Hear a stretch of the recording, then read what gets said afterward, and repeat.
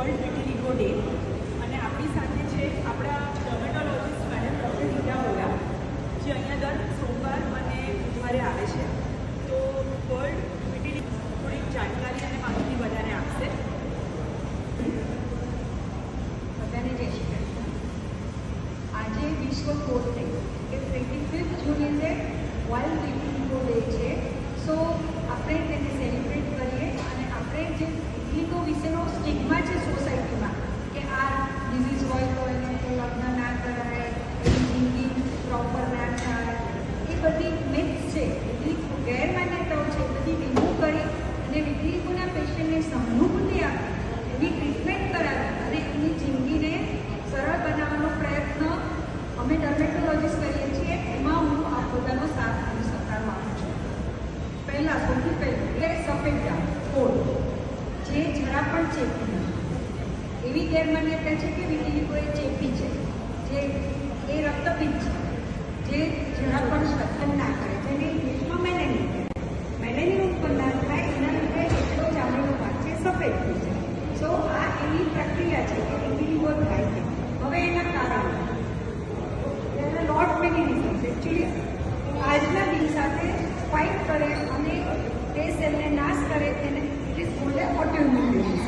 Diabetes is autoimmune disease, pernicious anaemia, thyroid, myasthenia gravis. તમને ખબર છે અમુક બચ્ચાને માયસ્થેનિયા ગ્રેવિસ છે. They all are. મેં બહુ બધા રિસર્ચ કર્યા છે. મેં લગભગ 1000 પીપલનું પબ્લિકેશન કર્યું છે. એમાં એવું જોવા મળ્યું કે 20-25% લોકોમાં જ વિટિલિગો વારસાગત ઉતરેલું છે, એની પહેલી જનરેશન અને બીજી જનરેશન.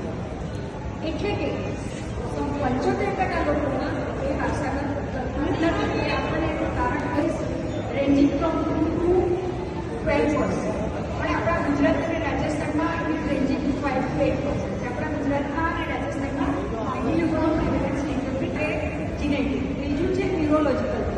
આપણે જે ચેતાતંતુના જે નવ એન્ડિંગ છે એમાંથી થોડાક કેમિકલ ઉત્પન્ન થાય, કેટેકોલેટર, એ ત્યાં જાય ચામડીમાં અને પેલા મેલેનોસાઇટને નિષ્ક્રિય થાય, તેના લીધે વ્હાઇટ ડાઘ ઉત્પન્ન થાય.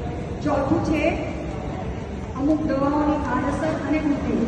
એટલે કે પેશન્ટ છે પેસ્ટિસાઇડ ફેક્ટરીમાં કામ કરતું હોય, રબર ફેક્ટરીમાં કામ કરતું હોય, એમને પણ વિટિલિગો થાય. હવે નાવ વિટિલિગો અને લ્યુકોડરમાં ડિફરન્ટ છે. લોકો કે અમે લ્યુકોડરમાં છે. Leuco means white, derma means skin. White skin જે કારણ સાથે થાય, ધારો કે બિંદી લગાવી છે, મને બિંદીની એલર્જી હોય તો એની પાછળના ગ્લુ છે દેટ કે જે જરા પણ સત્ય નથી. સેકન્ડ થિંગ, એ ભગવાનના શાપથી થાય છે, એ પણ સત્ય છે. ઘણા બધા લોકો કે રામદેવ પીરની બાધા રાખવાથી મટી જશે. જો આપણે એની સારવાર કરીએ, નો ડાઉટ આપણે ભગવાનની બાધા તો રાખવી જોઈએ, ભગવાનને તો માનવું જ જોઈએ, પણ એની સાથે જો સમયસર પ્રોપર સારવાર થાય તો વિટિલિગો 100% મળી જાય છે.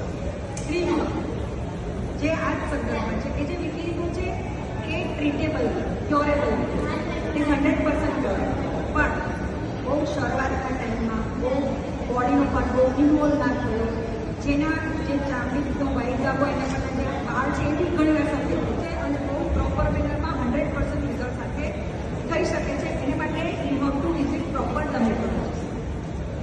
ચોથું, વિટિલિગો ઇન્ફેક્શિયસ ઇન નેચર, એટલે કે ચેપી રોગ છે, હળવાથી થાય કે કોન્ટેજિયસ છે, જે જરા પણ સત્ય. પાંચમું, વિરુદ્ધ આહાર લેવાથી વિટિલિગો થઈ શકે છે.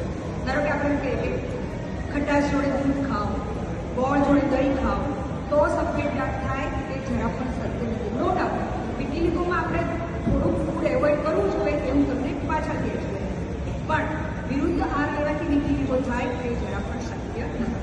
સો ધીસ આર ધ મિથ્સ, ગેરમાન્યતાઓ જે વિટિલિગો સાથે સંકળાયેલી છે. તો બધા છે, ખટાશ લઈ શકાય, વિટિલિગોમાં પ્રોટીન લઈ શકાય, you can take each and everything. So this is all about વિટિલિગો.